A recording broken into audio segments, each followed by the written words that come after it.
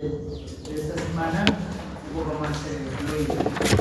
Entonces, algunos aspectos relacionados a la formación de los gametos. De hecho, estos gametos están gobernados por la producción de algunas hormonas, ¿no? Y para eso tiene que establecerse lo que se denomina el hipotálamo hipoficiario gonadal. En realidad ya deberíamos agregarle otro concepto gonadal, ¿no? Es decir, que desde el hipotálamo, que está en la base del encéfalo, en la base del cerebro, este está conectado con una glándula que se llama la hipófisis, que sería esta de acá. ¿Okay? Entonces tenemos el hipotálamo y la hipófisis. Y en este caso lo que vamos a, el tercer paso, digamos, el tercer punto, mejor dicho, para el control de la formación de las gónadas serían los ovarios y el testículo. Ahora, este hipotálamo hipoficial también no solamente está controlando la formación de gametos, sino también tiene otras funciones, como por ejemplo el control de la glándula tiroides, la glándula suprarrenal, etc., ¿no? Entonces nosotros no vamos a tocar eso porque esto es ya un tema específicamente del curso de fisiología y de endocrinología, sino solamente nos vamos a enfocar a el eje hipotálamo hipoficiario gonadal, ¿no? En este caso, esos dos órganos. Entonces, ¿cuál es la intención entonces de para qué sirve o para qué funciona este hipotálamo hipoficiario gonadal? Para que en el testículo se formen los espermatozoides, y eso, a ese proceso se denomina espermatogénesis, y que se secreten los andrógenos, ¿no? De hecho, para las características externas masculinas. Y esto además en la mujer, ¿para qué funciona? Para que se desarrolle el folículo, vamos a ver más adelante qué se denomina el folículo, y por otro lado también a que secreten estas dos hormonas, estrógenos y progesterona. Sí, estrógenos y progesterona. Y para eso entonces se va a tener estas dos hormonas que son importantes, la FSH y la LH, ¿no? Entonces en los varones y mujeres tenemos estas dos hormonas que son secretadas ¿dónde? En la hipófisis, ¿no? Que es esta glándula. De hecho, la hipófisis está subdividida desde un punto de vista anatómico en una hipófisis anterior, media y posterior, ¿no? O pars distal y pars nerviosa en todo caso, ¿no? Pero principalmente, bueno, solamente nos vamos a enfocar no a la parte anatómica, sino a la parte funcional, ¿no? A lo que digamos para qué está presente. Entonces, vayamos al ciclo básico, ¿no? En el hipotálamo, que como les decía está en la base del encéfalo, en la base del cerebro, se va a secretar esta hormona que se llama hormona liberadora de gonadotrofinas, ¿no? Y la abreviación es GNRH, ¿no? Ese es, digamos, el término o la abreviatura que se utiliza universalmente en la literatura médica, ¿no? De hecho, esto está en inglés, ¿no? GNRH, entonces es hormona liberadora de gonadotrofinas. Entonces, como su nombre dice, hormona liberadora, va a liberar entonces ¿a qué hormonas? A las gonadotrofinas. ¿Y cuáles son las dos hormonas gonadotrofinas? Sería la FSH y la LH, ¿no? Como hemos dicho hasta ese momento. ¿Dónde está secretado? En la hipófisis anterior. Ustedes de hecho van a ver en la literatura que a la hipófisis, como veíamos acá hace un momento, se le puede llamar la parte distal, parte nerviosa, ¿no? Pero vamos a denominar mejor utilizando la nomenclatura actual, lo que sería la hipófisis anterior. Entonces, la GNRH estimula la hipófisis anterior para secretar LH y FSH. Entonces, la FSH lo que va a provocar es que el folículo crezca, ¿sí? Crezca. Lo que está de color verde es el ovocito, ¿sí? Y lo que está de color medio marrón serían las células foliculares. Entonces, acá hay muchísimas células foliculares, y ¿cuántos ovocitos? Solo uno. Entonces va a ir creciendo, o sea, es como si fuera un balón, ¿no? Por ejemplo, una bolita de ping-pong, dentro va a haber una canica, y esta bola de ping-pong va a ir creciendo hasta que sea de un tamaño de un balón de fútbol. La canica va a seguir siendo del mismo tamaño, ¿no? Entonces acá lo que estamos viendo es eso, ¿no? Que la canica sería el ovocito, y lo que es las células foliculares de la granulosa parietal, como vamos a ver más adelante, las partes formarían lo que es toda la estructura esférica, en este caso, digamos, del folículo. Entonces va creciendo, la FSH va a provocar este crecimiento para que en algún momento, mediante, vamos a ver más adelante específicamente qué tiempo, la LH provoque la ovulación. Sí, va a provocar la ovulación. ¿Y qué es la ovulación? Justamente esta esfera grande, en este caso que les decía en el ejemplo, este balón se va a reventar y lo que va a hacer es liberar al ovocito, ¿no? Libera al ovocito y las células que van a quedar como parte de las células, de esas células foliculares que lo que es el balón que queda, digamos, sin aire, se va a convertir en una estructura que es el cuerpo amarillo o el cuerpo lúteo. Y esta estructura, este cuerpo amarillo, a su vez va a secretar lo que es principalmente progesterona, pero también secreta estradiol y relaxina, ¿no? Ahora, gracias a qué hormona se produce la ovulación, a la LH, ¿sí? A la LH. Entonces, para acordarnos, no les había comentado en todo caso, FSH significa hormona folículo estimulante y LH hormona luteinizante, ¿ya? Hormona folículo estimulante y hormona luteinizante. La hormona luteinizante lo que va a hacer es, como dice su nombre, lúteo o cuerpo amarillo, es decir, la formación de este cuerpo amarillo. ¿Por qué se llama luteinizante? Porque, digamos, se produce el cuerpo amarillo. No, repitiendo, el cuerpo amarillo, entonces, ¿qué cosas son? Son estas células foliculares que han alcanzado un tamaño muy grande y que después de la ovulación van a secretar progesterona, estradiol y relaxina. Ahora, ustedes van a ver una serie de flechas, igual esto lo van a ver, repito, en el curso de fisiología, no vamos a preguntar estos aspectos de la retroalimentación negativa, la retroalimentación positiva, pero acá estas flechas lo que nos está diciendo es que a su vez estas estructuras van a formar lo que es estradiol y progesterona para ir regulando el ciclo, ¿no? Es decir, para ir dándole un contrapeso para que no exista gran secreción de GnRH ni tampoco de TSH y todo se mantenga, digamos, en un nivel adecuado, ¿no? Entonces, más o menos la idea de estas flechas estaría indicando eso. Entonces, lo que vamos a ver de hecho en la práctica de hoy es justamente la siguiente semana es el desarrollo folicular, ¿no? Entonces, tenemos diferentes tipos de folículos. Los folículos van a contener entonces a los ovocitos y tenemos el folículo primordial, luego viene el primario, luego nos confundimos cuando tomamos las evaluaciones, folículo primordial, primario, diferente, secundario, terciario o braquiario, ¿sí? Entonces, el primordial, ¿por qué se caracteriza? Porque vamos a tener un ovocito, una célula muy grande y células foliculares, como ven ustedes acá, que van a ser medio planas, ¿sí? Alrededor del ovocito. Y el folículo primario van a ser estas estructuras, igual, es el ovocito, lo mismo, pero esas células foliculares van a ser cúbicas, van a aumentar de altura, ¿sí? Y van a rodear a este ovocito. Luego tenemos el folículo también primario, multilaminar. ¿Por qué multilaminar? Porque tiene varias capas, una capa, dos, tres capas, ¿sí?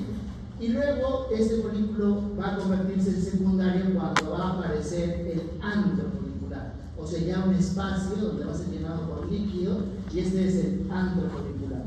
En este momento, cuando aparece el antro folicular, se denomina folículo secundario. Y se denomina folículo de Graf principalmente por el tamaño. El tamaño tiene que ser más o menos de 20 milímetros a 30 milímetros. Es decir, ustedes van a poder ver en las láminas, van a ver, incluso podrían eventualmente ver los folículos terciarios o de Graf. Son bien grandes, 3 centímetros. ¿Sí? 3 centímetros. Todo esto es el folículo, ¿no? Y muchas veces no se llega a distinguir el ovocito porque es una célula, si bien es grande, en comparación por ejemplo al espermatozoide, no se va a llegar a observar. En esta imagen lo que estamos mostrando justamente es el desarrollo de estos diferentes estadios, ¿no? Folículo primario, secundario, etc., ¿no? Entonces, llevándolo un poco a la parte práctica y a la fisiología, desde el punto de vista, a la fisiología, ¿no? Cómo hay una relación entre el desarrollo folicular, cómo cambia el endometrio, es el cambio a nivel del endometrio, a nivel del útero, y cómo van a ir cambiando, modificándose los valores de las diferentes hormonas llámese estrógeno, LH, etc., ¿no? Entonces, en la parte superior lo que vamos a ir observando es que van a ir, este es el ovocito con su núcleo, cómo va a ir creciendo, ¿no? El folículo principalmente, y en el 14º día se produce la ovulación, ¿no? Esta estructura, que son estas células foliculares parietales, se convierten en el cuerpo amarillo, y si es que no existe gestación, este cuerpo amarillo se degenera en lo que se denomina el cuerpo blanco o cuerpo albicans, el cuerpo blanco o cuerpo albino. Desde esto, si lo trasladamos a nivel del endometrio, es decir, a las células que van a cubrir a lo que es el útero, vamos a ver unos cambios a nivel endometrial, ¿no? Más, este sería el día 0 de la menstruación, ¿no? Hasta el 5.º día aproximadamente en promedio, ¿no? Lo que queremos mostrar es que la altura del endometrio va a disminuir drásticamente y va a alcanzar a los vasos sanguíneos, y eso es lo que va a provocar lo que es la menstruación, ¿no? Y a medida que va avanzando desde el 5.º día hasta el 14º día, nuevamente se va a recuperar, va a ir nuevamente alcanzando el tamaño, ¿no? Para que después de la ovulación tenga una longitud, digamos, adecuada. ¿Para qué? Para permitir la implantación del embrión, ¿no? Si es que se diese la fecundación. Entonces, ya desde el punto de vista hormonal, tenemos las diferentes hormonas. Acá la FSH, ¿no? Más o menos en el 5.º día tiene un ligero pico, y luego, ¿por qué este pico? Porque justamente la FSH va a estimular para que se desarrollen los folículos, ¿no? Por eso tiene este pico, para estimular para que los folículos empiecen a desarrollarse. Luego nuevamente tiene un poco más alto, ¿no? Al 14º día.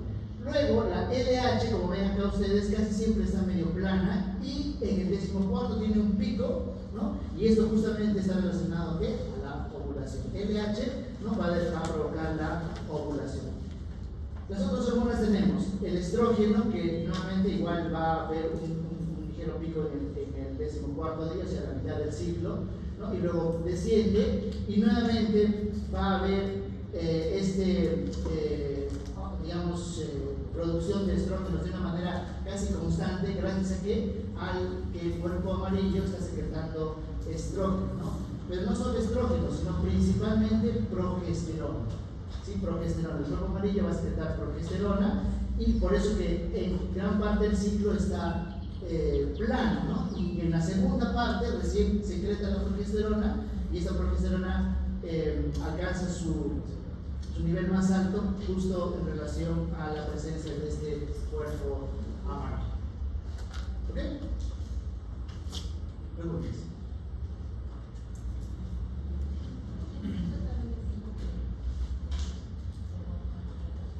¿Perdón?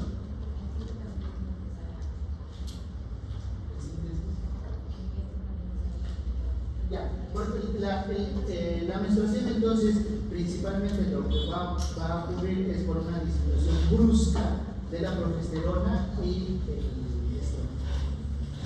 Disminuye estas dos hormonas, y eso hace de que no se mantenga este endometrio en esta longitud, ¿no? O sea, el crecimiento de la altura de este endometrio es principalmente por la presencia de progesterona y estrógenos, ¿no? Principalmente progesterona. Por eso que el cuerpo amarillo es una estructura muy importante durante las primeras semanas de gestación. Sí. Sobre la parte legislativa, la ovulación acá. Justamente. No, pues o sea, la ovulación es un evento que está ocurriendo en el ovario, y esto está ocurriendo en el glúteo. ¿Sí?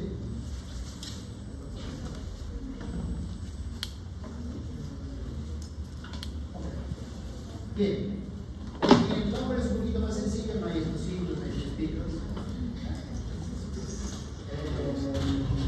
Igual tenemos la hormona GnRH, también es denominada, en algunos textos podrían encontrar ustedes como FSH, LH, RH, ¿no? RH, pero digamos son sinónimos, ¿ok? Son sinónimos, no es que en el nombre existe esta otra hormona, es la misma hormona.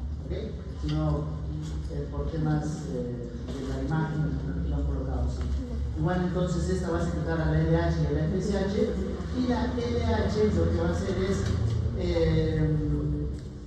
promover la síntesis de hormonas sexuales, estimulando a estas células que se denominan como Leydig, ¿no? Muchas veces en los exámenes, ya sea de biología, de fisiología, o cuando van avanzando de NAM, si van avanzando ahora con los exámenes de CEDUM, o sea, la residencia, si quieren ir fuera, etc. Nos suelen hacer este tipo de preguntas, ¿no? La LH en el varón, ¿qué células se estimula? Acuérdense, L, ¿no? LH, Leydig, ¿no? L, porque uno, claro, se acuerda hormona luteinizante y está relacionada a lo que es el cuerpo lúteo, ¿no? Pero cuando en el varón, células de Leydig, ¿no? Células de Leydig. Y la FSH estimula las células de Sertoli para sintetizar esta proteína fisadora de andrógeno, ¿no? Entonces la LH produce testosterona, igual hay un feedback, ¿no? Hay una retroalimentación para ir regulando la cantidad de, ya sea hormona GnRH o incluso la FSH y LH. Este es el túbulo seminífero. ¿Por qué se denomina túbulo seminífero? Es como si fuera una manguera, ¿no? Submicroscópica o microscópica, perdón. Y acá tenemos, esta sería la luz del túbulo seminífero y esta sería la pared de este túbulo seminífero. Y en la pared es donde se va a producir va a haber este fenómeno de espermatogénesis, ¿no? Para formar los espermatozoides. Y como parte importante de esta pared tenemos estas células de Sertoli, que vamos a ver en la práctica, que son células que van a estar digamos, a lo largo de toda la pared, ¿no? De hecho, estas células de Sertoli también se conocen como células sustentaculares o de soporte. Algunos aspectos relacionados a la gametogénesis, esto ya lo hemos visto igual en genética, también ustedes lo han visto en el curso de biología celular. Entonces, acá tenemos en la gametogénesis, la diferencia entre mujeres y varones es que si bien en ambos sexos va a haber una producción de 4 células, ¿no? La diferencia es que en la mujer solamente de esas 4 células una es funcional, una de las que llegas eventualmente podría ser fecundada, ¿no? Porque los otros cuerpos, las otras células que son pequeñas se denominan cuerpos polares. Eso hemos visto también en genética, ¿no? Y en genética decíamos que por qué ocurre o por qué se producen estas células muy pequeñas. ¿Se acuerdan? Todavía no nos vamos a librar de ese dicho de genética. En el curso de biología vamos a seguir hablando, ¿no? No, ¿por qué digamos el tamaño? ¿Por qué esta diferencia de tamaño entre el osito y este? ¿Por? Sí. Claro, por este osito tiene que tener una mayor cantidad de citoplasma, ¿no?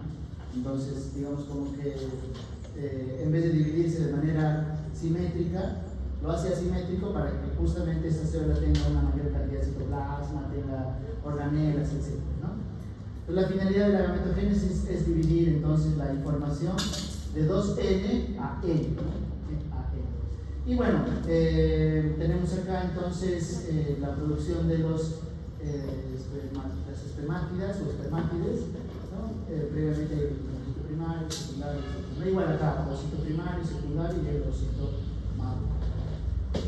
Entonces, de espermatogonias, hay 2 tipos de espermatogonias, tipo A y tipo B, eso lo vamos a ver también en la práctica.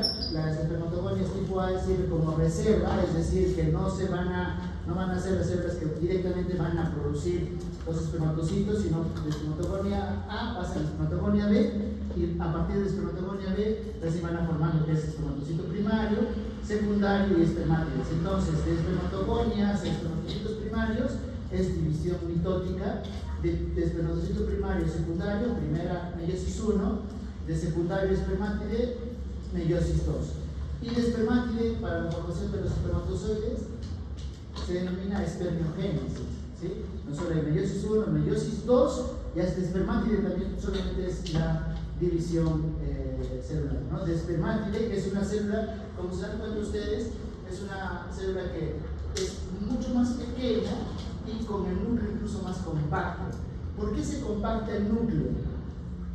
Para que justamente esta información de ADN pueda ser llevada en esta célula muy pequeña. Ustedes van a ver hoy en la práctica que incluso eventualmente no se llega a visualizar los espermatozoides, ¿no? Son células muy, muy pequeñas. Lo interesante, maravilloso que ocurre para la formación de los espermatozoides es que las histonas, pregunta examen, son reemplazadas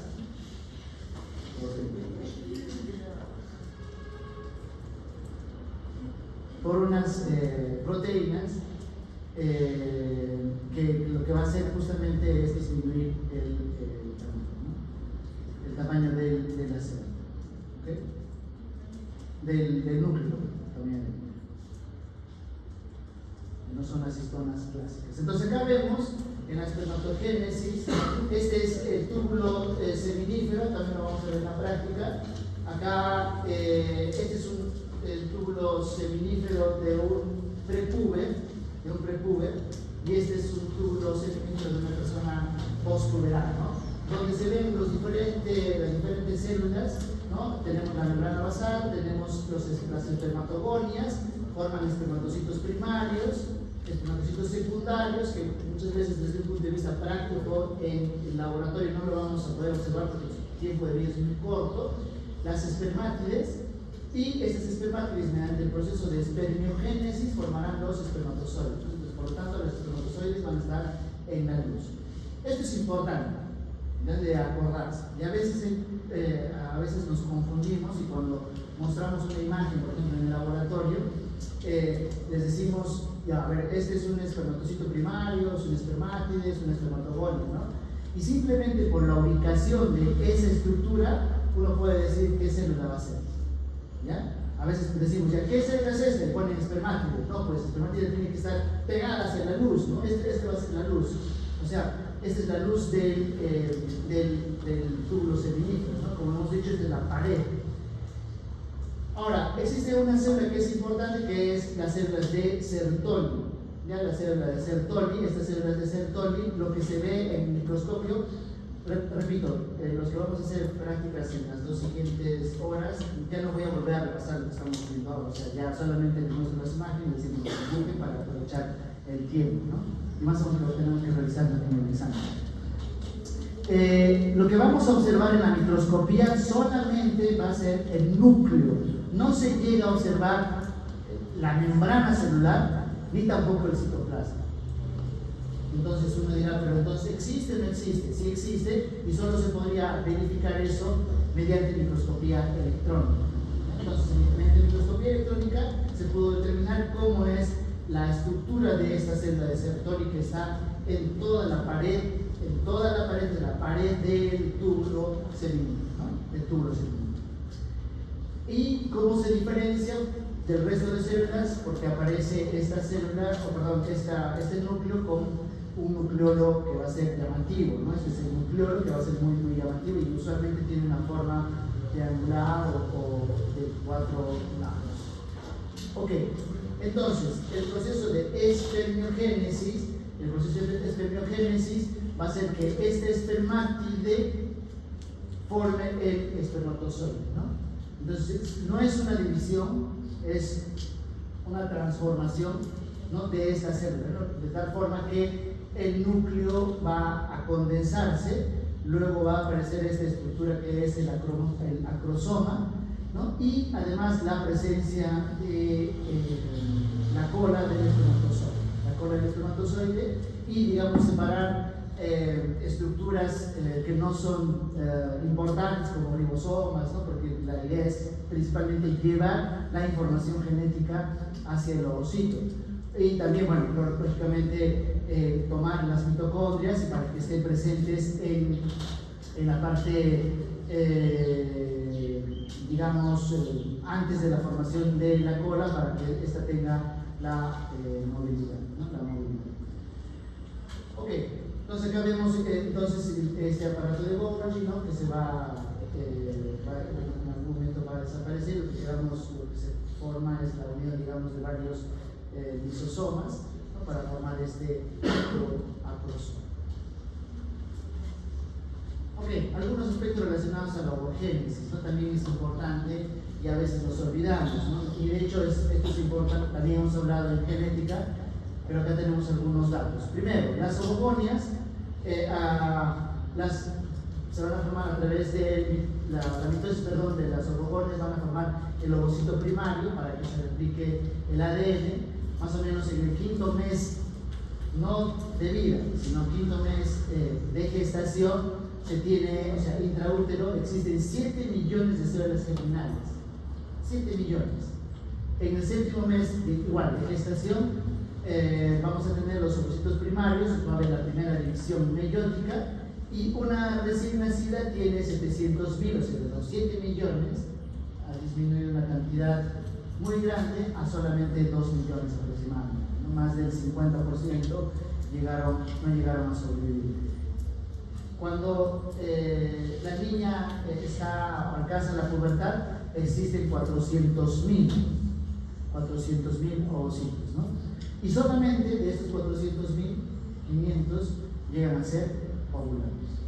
Entonces,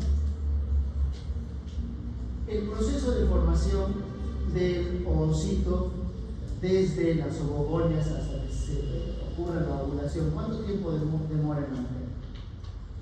Según estos datos que les estoy comentando.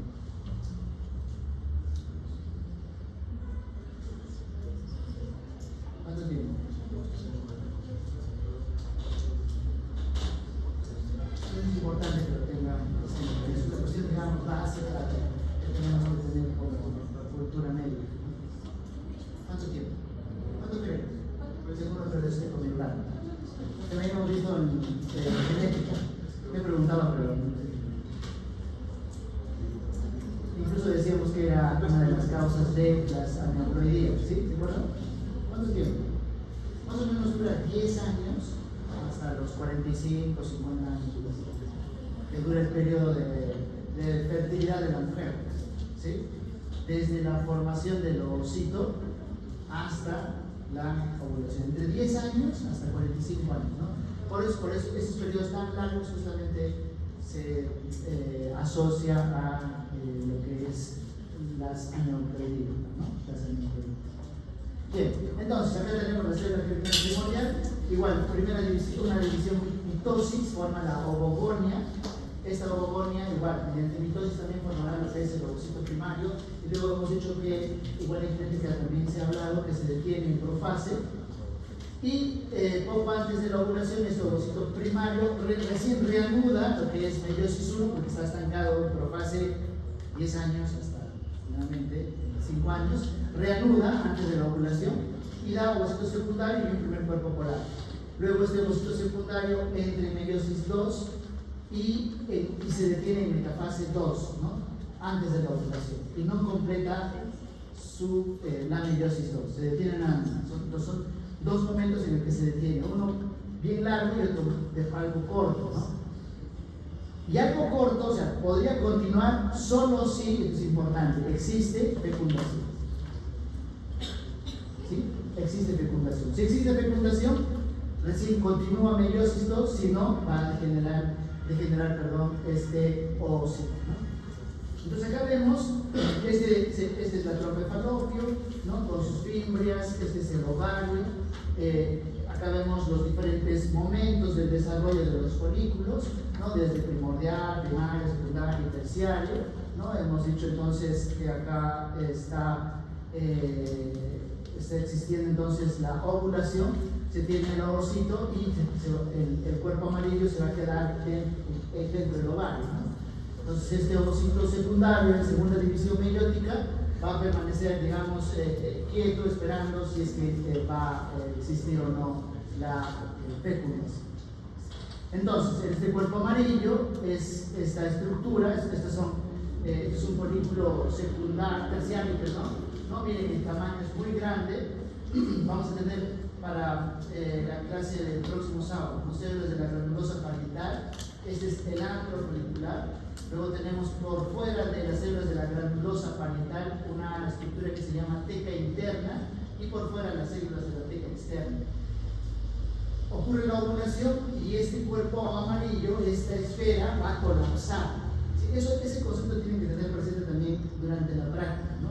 Porque cuando les decimos hay que hacer la búsqueda de los ovocitos, de los ovocitos, incluso en el cuerpo amarillo, no se llega a entender el tamaño. Es muy grande el tamaño de este cuerpo amarillo. Entonces colapsa, es como si fuera un libro, ¿no? Perdón, una esfera, ¿no? Colapsa y se va, todo el material, todo este líquido va a ser eliminado y va a tener esta estructura, ¿no? Como que se llama el cuerpo amarillo, ¿no? El cuerpo lúteo.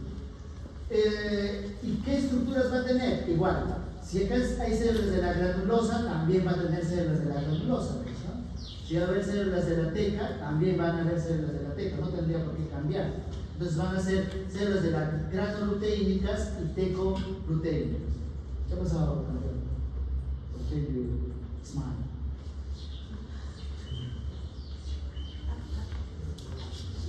Entonces, si no existe fecundación, el cuerpo amarillo o cuerpo lúteo va a alcanzar su granja con un tamaño al noveno día y luego va a degenerar y va a producirse el cuerpo albicans o cuerpo blanco, ¿no? Albicans o blanco o cuerpo albicans, ¿no? Y la disminución de la progesterona, como estábamos comentando hace un momento, va a provocar la menstruación. Y si existe fecundación, vamos a ver más adelante, si existe fecundación hay una estructura que se llama el trofoblasto. Este trofoblasto va a generar esta hormona, la HCG, hormona gonadotropínica, y esta hormona va a impedir que este cuerpo lúteo degenere, o sea, permanezca, esté presente hasta más o menos las 12 semanas de gestación, ¿sí? Hasta las 12 semanas de gestación. Y este cuerpo lúteo, por eso se llama cuerpo lúteo del embarazo, y esta progesterona luego es reemplazada por la secreción desde el cuarto mes por el trofoblasto, ¿no? O sea, la progesterona va a estar presente durante todo el embarazo, ¿sí? En un primer momento el cuerpo lúteo es el que va a ir secretando hasta que el trofoblasto le va a dar el reemplazo, ¿ok? Entonces acá tenemos nuevamente cómo va madurando el folículo, la ovulación, tenemos el ovocito, la formación del cuerpo amarillo y el cuerpo lúteo del embarazo, repito, va a estar presente hasta las 12 semanas cuando o solo si existe la fecundación, ¿no? Y acá estamos viendo que el embrión se está implantando, ¿ok? Entonces, vemos incluso durante el desarrollo, ¿no? del folículo, está directamente relacionado a el tamaño del endometrio. Preguntas.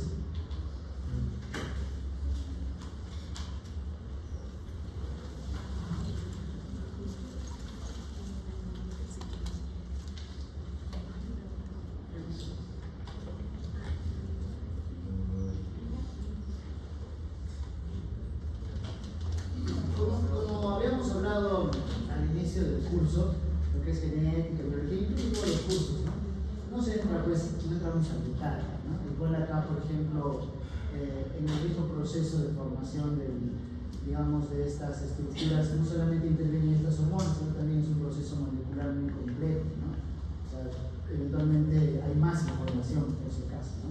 Igual sucede con lo que es la fecundación, no es, digamos, con esta lámina y acaba todo, ¿no? Sino hay una serie de pasos, incluso la expresión de genes, moléculas, ¿no?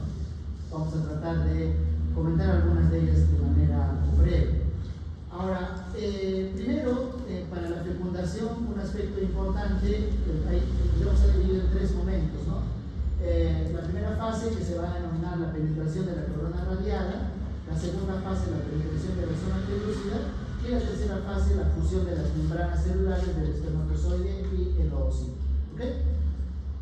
Pero antes de que este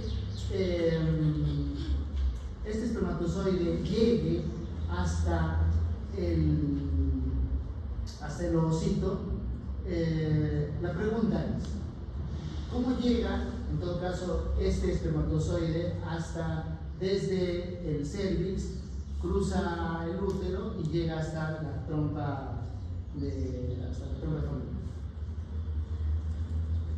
¿Cómo llega? ¿Qué creen?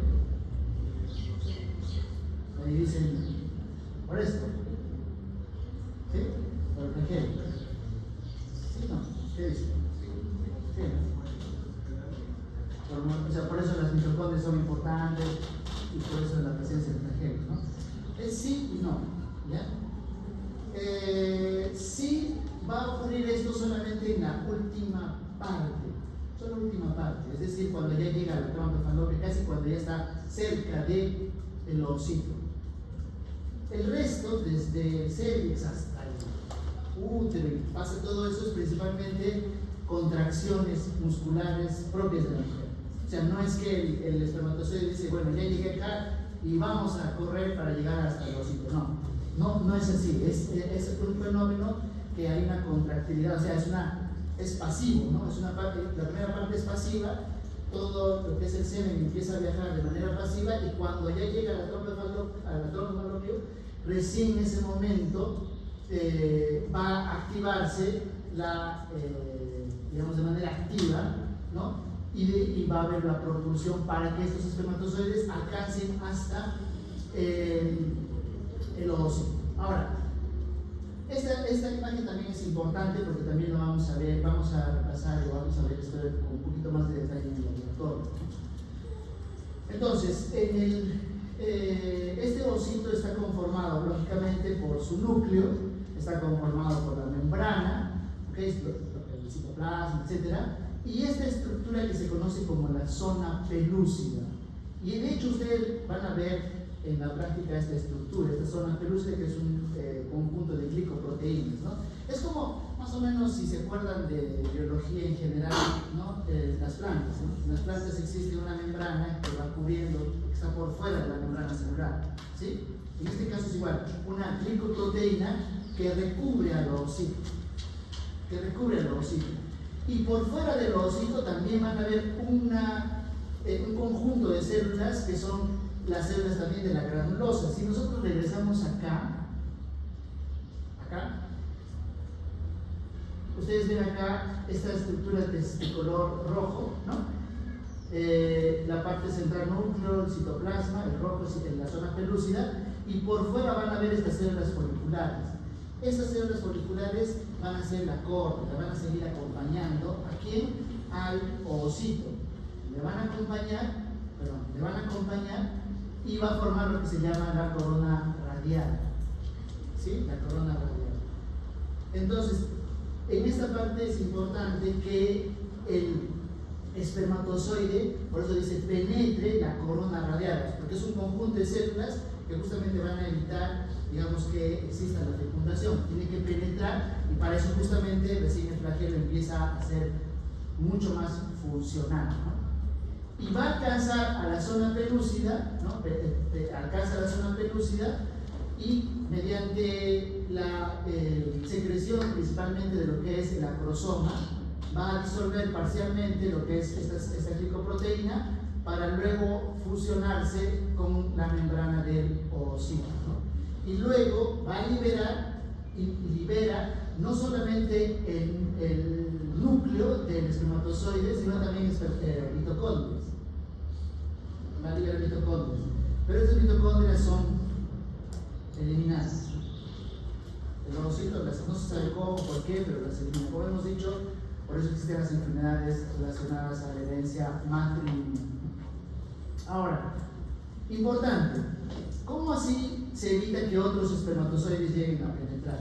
Hay diferentes procesos moleculares, ¿no? Pero uno de ellos, por ejemplo, es que va a cambiar la polaridad de la membrana celular.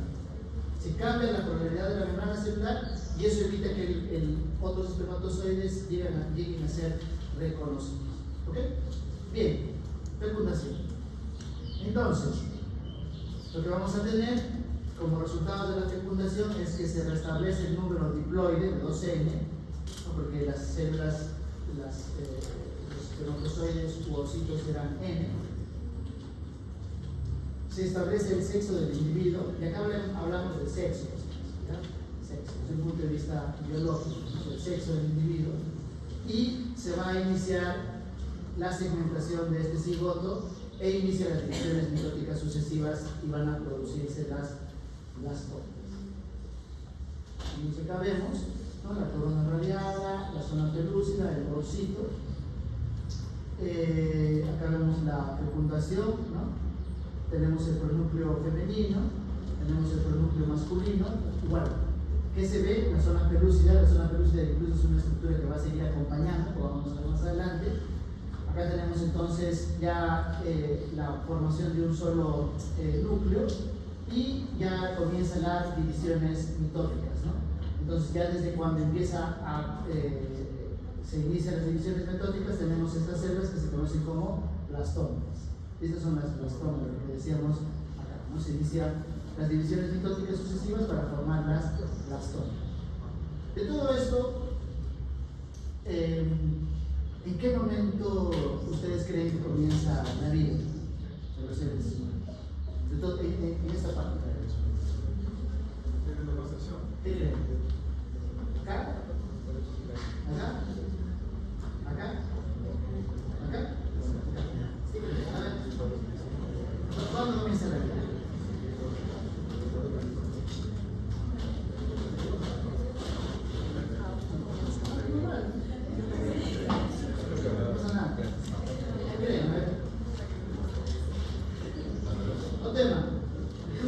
Incluso la persona que está comiendo. No temas.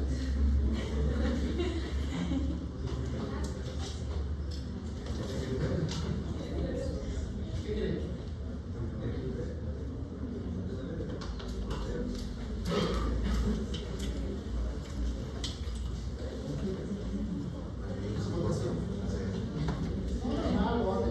¿Quién cree que la vida comenzó acá? A ver, levante la mano.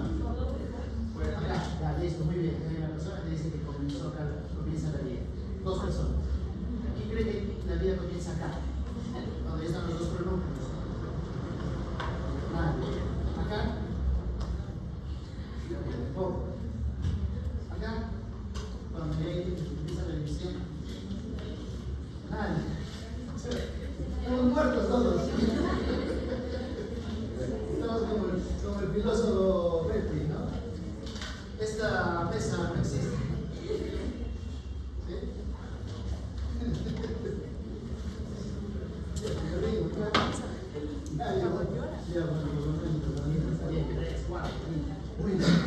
Miren, claro, esto es un tema bastante discutible, ¿eh? O sea, en qué momento inicia la vida, porque esto es importante para hacer incluso estudios, ¿no? O sea, si yo sé que la vida comenzó acá, entonces es imposible, o sería imposible, de que desde un punto de vista ético comencemos a estudiar a la célula, ¿no? O sea, manipulaciones, estudiar expresiones, etc., ¿no? Porque si estamos diciendo que inició la vida y detenemos la vida de esta persona en este periodo, estaríamos provocando probablemente la muerte de una persona, ¿cierto? Entonces por eso es importante esta pregunta, o sea, no es una pregunta así, digamos, también medio ligera, ¿no? Por eso es importante en qué momento inicia la vida, ¿no? Claro, o sea, el hecho de que este espermatozoide ya tenga contacto, ya haya ingresado al mismo osito, claro, está viendo, digamos, lo más probable es que ocurra la vida, ¿no? Sin embargo, existen diferentes fenómenos que todavía no han ocurrido, como por ejemplo que esta célula, este osito, está en meiosis 2, está detenida todavía, ¿sí? Todavía no es un osito maduro, por lo tanto en este periodo todavía no debería comenzar, no debería estar iniciándose la vida, ¿no? Porque tiene que terminar de madurar. ¿Qué pasaría si esta célula no termina la meiosis 2? No va a haber fecundación, no se va a formar las blastomas, ¿no? Ahora, la presencia del pronúcleo masculino y femenino tampoco asegura que va a llegar a este momento, ¿sí? Pero sí la unión, o sea, la unión de los dos pronúcleos, ¿no? Claro, en este periodo probablemente estaría ocurriendo. Sin embargo, esto tampoco asegura de que esta célula continúe hasta acá. No seguro, porque tiene que haber una activación. Hay un fenómeno que ustedes, varios artículos, ¿no? Muchísimos artículos, que se denomina activación del genoma humano, ¿ya? Activación del genoma humano. O sea, no es que solamente basta que esté el genoma, sino que este genoma tiene que activarse. Y recién al activarse, despierta y va a decir, bueno, van a producirse las diferentes divisiones celulares para formar lo que son las blastomas, ¿no? Entonces acá tenemos una etapa bicelular, tenemos la etapa de 4 células, luego la formación de la mórula. Miren, ¿qué estructura se llama esto? ¿Qué es esto que dijimos que era? Zona pelúcida, ¿no? Color rojo, la zona pelúcida, la mórula. Y ya desde el punto de vista un poquito más gráfico, tenemos igual la zona pelúcida, la mórula, ¿no? Igual esto es una microfotografía, no ayuda mucho a la microfotografía en el libro. Y luego esta mórula va a subdividirse en dos partes, ¿no? Ya, lógicamente acá tenemos dos partes que son la masa celular interna, que es esta estructura, y el trofoblasto, ¿no? Hace un momento decíamos ese trofoblasto es esta estructura que va a secretar HCG, que es esta hormona gonadotropínica, que va a evitar de que el cuerpo lúteo degenere, ¿no? Entonces, esta es la célula que va, o este es el conjunto de células, perdón, que van a evitar esta degeneración del cuerpo lúteo, ¿no? O trofoblasto. O también le conocen como masa celular externa, masa celular interna. ¿Ya? Masa celular externa, masa celular interna. Entonces, acá tenemos la fecundación, y hemos dicho cómo llegan estos espermatozoides, es más pasivo que activo. La última porción va a haber entonces la penetración, la fecundación en sí, ¿no? Luego vamos a tener los dos pronúcleos, termina la división, antes de eso incluso termina la división meiótica, los dos pronúcleos se forman un solo núcleo y luego se dividen en 2, en 4, en 8, 16, 32, ¿no? En este periodo de 32, 64 células más o menos se ve a este embrión como si fuera una mora, por eso se llama estado de mórula, o bastantes células, la zona pelúcida que está rodeando, y más o menos en el sexto día, séptimo día, va a implantarse, ¿no? O sea, los primeros 7 días después de la fecundación va a viajar desde la trompa hasta el útero. Llega hasta el útero y va, a partir del séptimo día comienza la implantación. Esta imagen es genética y en embriología, y más en embriología tienen que, más que leer, tienen que ver las imágenes, ¿sí? Tienen que sentarse, ver las imágenes, abrir las imágenes y entender las imágenes, ¿ya? Incluso muchos de los textos en la parte inferior está la descripción de lo que estamos tratando de hacer ahora, ¿no? Entonces ustedes traten de hacer eso, o sea, no traten de leer, porque cuando van a leer van a decir sí, que el blastocisto, y van a decir, ¿qué es el blastocisto? No entiendes, ¿no? Ok, entonces el blastocisto es esta estructura, ¿no? El blastocisto, en el caso del blastocisto, o sea, cuando está así recién ocurre la implantación, ¿ya? Así ocurre, en este periodo recién ocurre la implantación. ¿Por qué se llama blastocisto? Porque tiene esta estructura que está lleno de líquido nada más, ¿sí? Es como si fuera un quiste, ¿no? Y en medicina los quistes son tumoraciones llenas de líquido, ¿sí? Cuando ustedes escuchen la palabra quiste, es una tumoración llena de líquido. ¿Por qué se llama blastocisto? Cisto es quiste, porque está en líquido esto.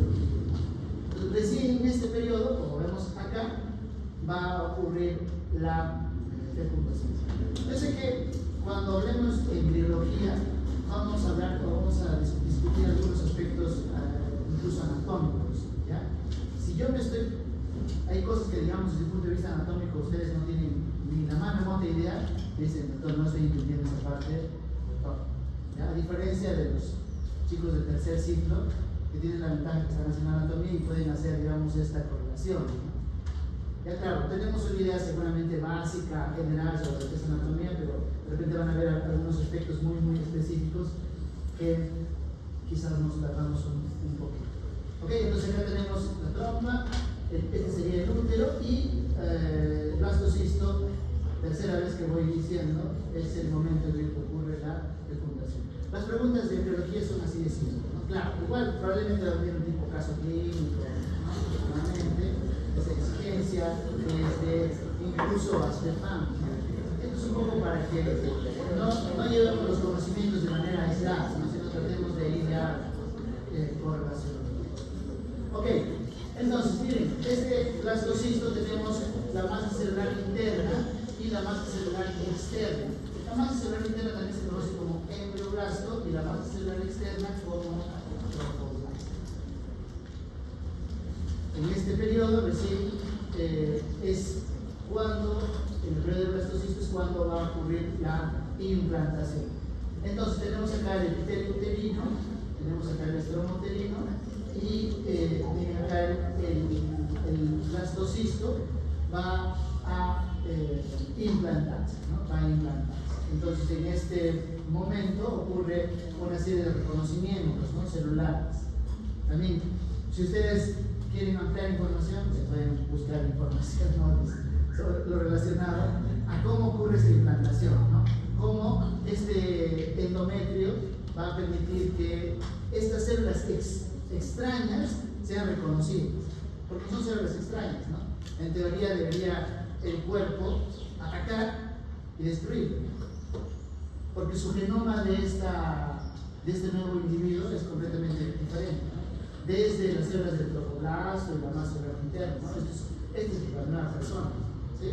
Pues teóricamente este endometrio debería decir adiós. ¿Sí? Ok.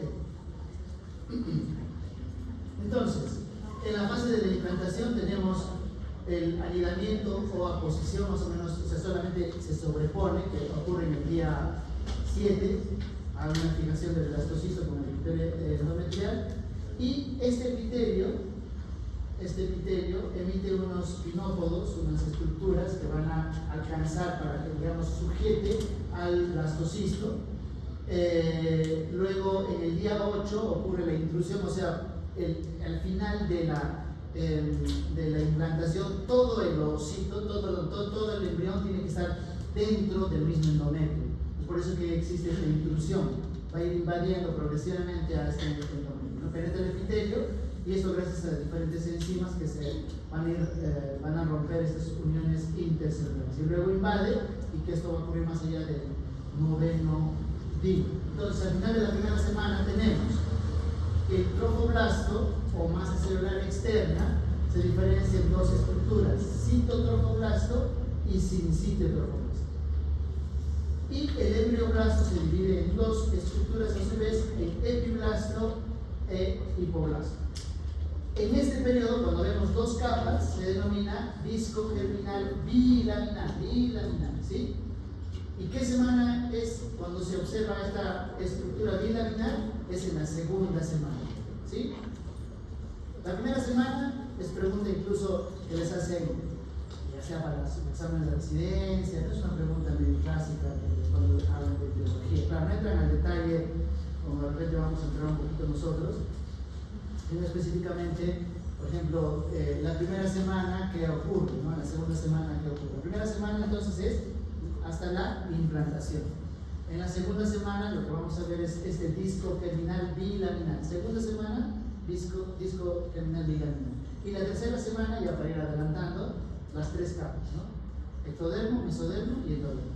¿Ya? Eso lo vamos a ver más adelante. Entonces, tenemos este es la masa celular interna o embrioblasto, ¿sí? Y esta sería la masa celular externa o trofoblasto.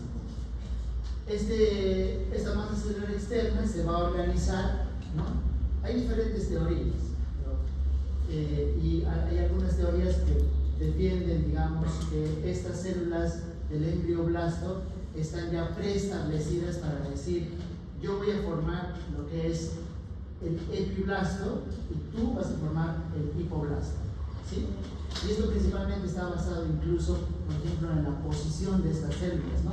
La misma posición entre célula y célula. Yo soy una célula, me comunico con esta, la presiono, igual esta la va a presionar a esta, y de este lado va a haber una mayor presión, y estas células tienen, digamos, doble presión por ambos lados, van a ser células que van a formar, por ejemplo, el embrioblasto, ¿no?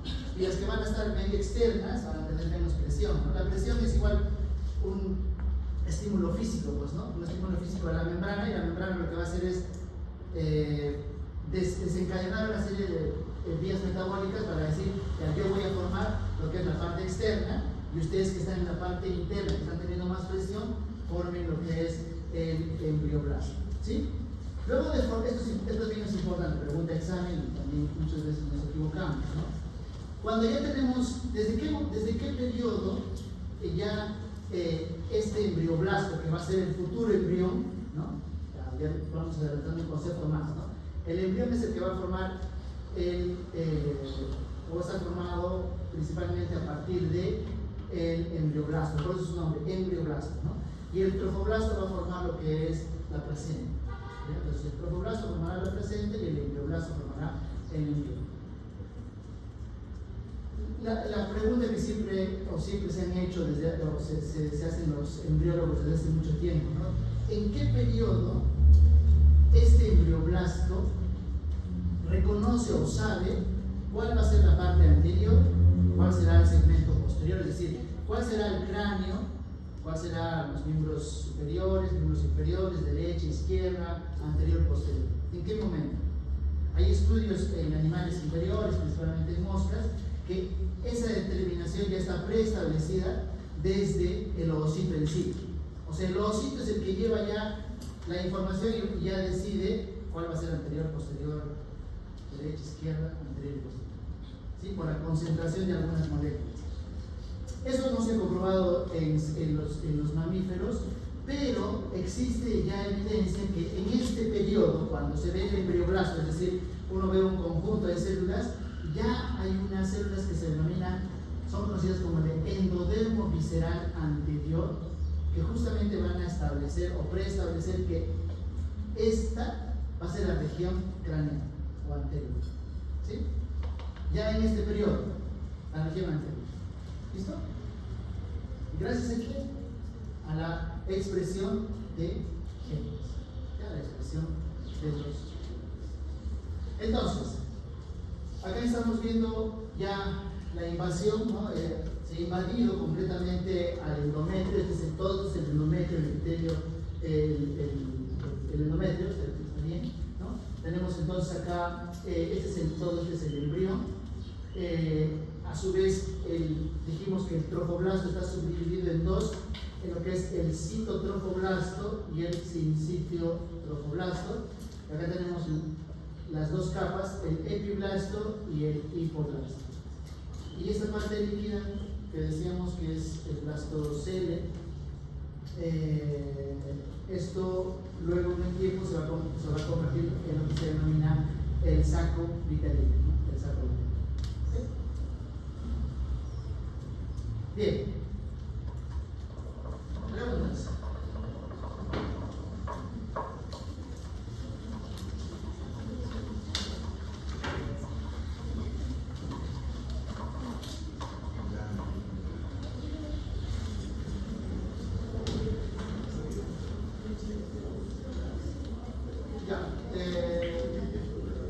Primero, sobre el examen. ¿Quieren repasar o qué? ¿Alguna duda? ¿Alguna pregunta? ¿Pruebas el examen? Y se van a olvidar al día siguiente del examen, ¿sí? La idea es que tengan los conceptos. Y acá en las bases moleculares del desarrollo embrionario justamente es importante eso, ¿no? los conceptos. De hecho, ¿cómo se llegó a determinar cuáles eran estas bases moleculares? Porque existe una serie de genes, ¿no? Que tienen un alto grado de conservación. ¿Qué significa alto grado de conservación cuando hablamos de genética? Que la secuencia es la misma en las diferentes especies, o muy similar en todas. Si no cambia la secuencia de los genes, y por lo tanto también poseen los mismos genes. Entonces son genes que presentan pocos cambios de nucleótidos desde los gusanos, Drosophila, hasta el ser humano, ¿no? Por eso se llama conservación filogenética.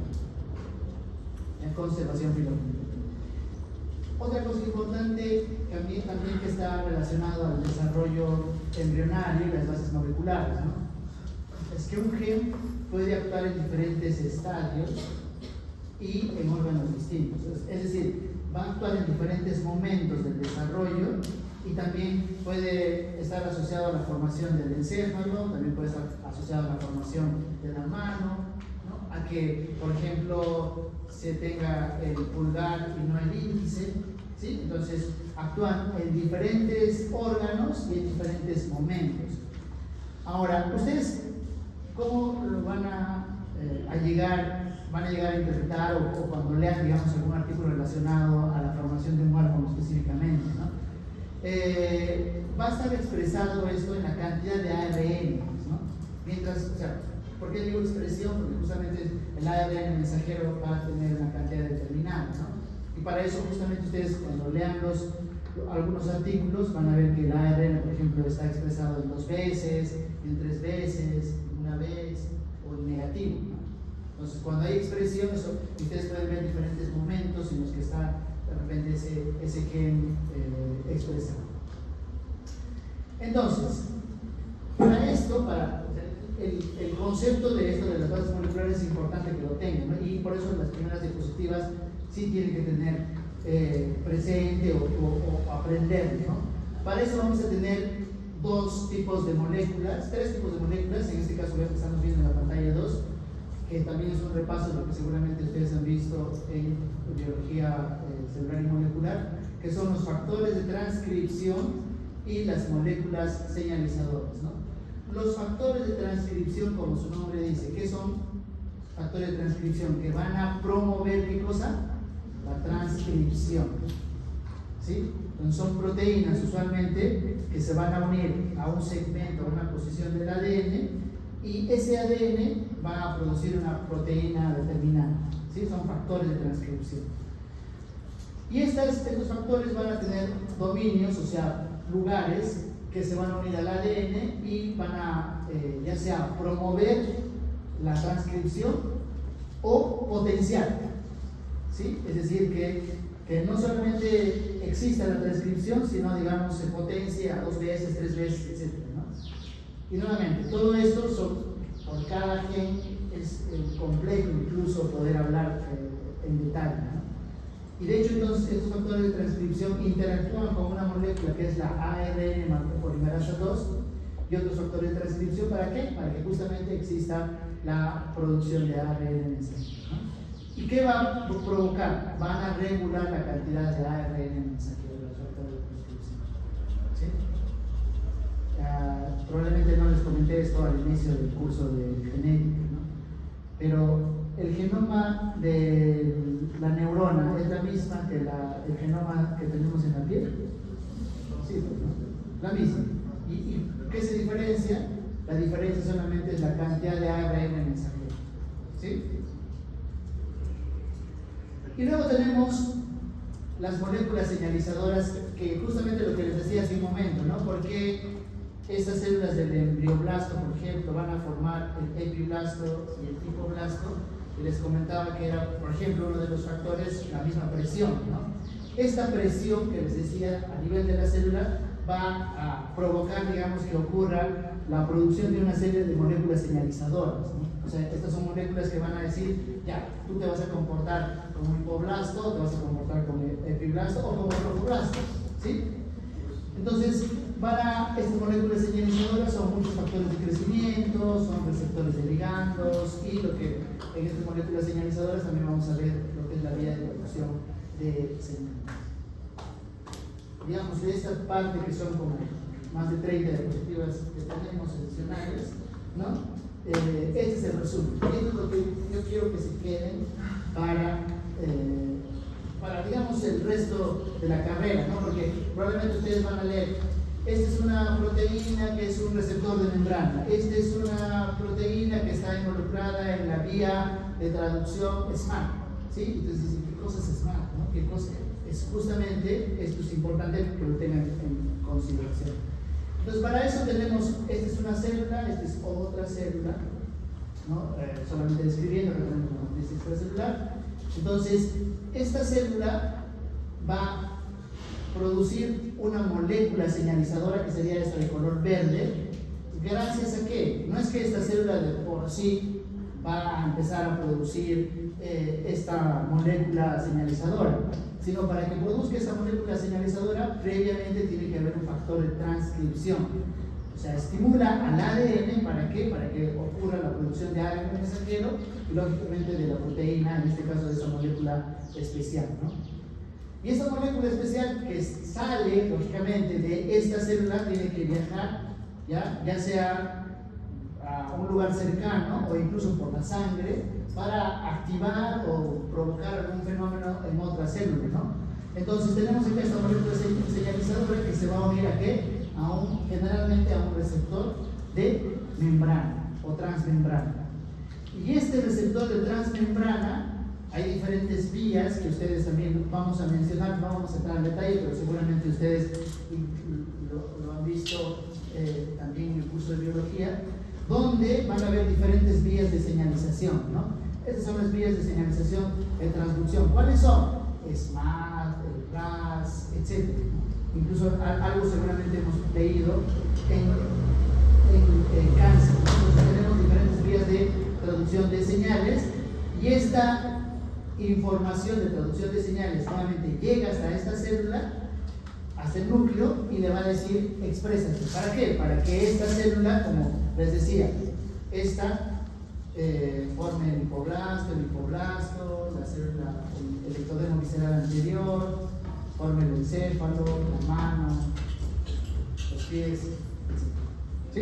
Entonces existe una cantidad de factores de transcripción, existen diferentes moléculas señalizadoras, existen diferentes receptores de transmembrana, también vías de traducción de señales y lógicamente la expresión final es lo que les estaba comentando. ¿Ok? Entonces, la siguiente clase vamos a ver rápidamente sobre estos factores de transcripción, cuáles son, vamos a tratar de dar un poquito al detalle, pero no, de hecho, no